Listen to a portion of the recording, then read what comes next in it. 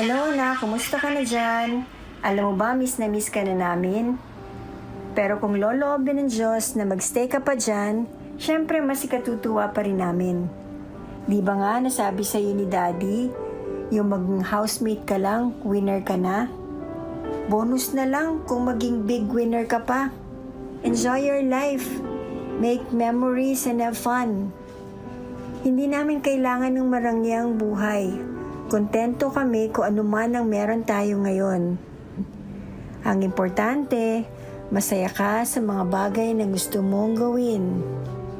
We love you very much, anak, and we're proud of you. Lagi mong tatandaan, whatever happens, you will always be our angel.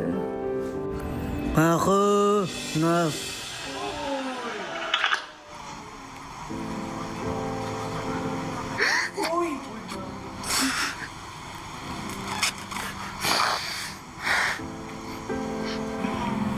Saan pala si Kuya?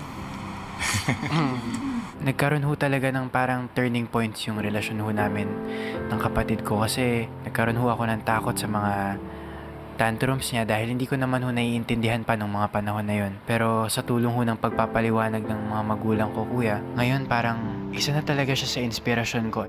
So, ganun siya magsalita. Hindi talaga masyado naiintindihan. Pero sinabi niya Marco, di ba? Marco po yung sinabi niya. Tapos yung next love. Marco Love.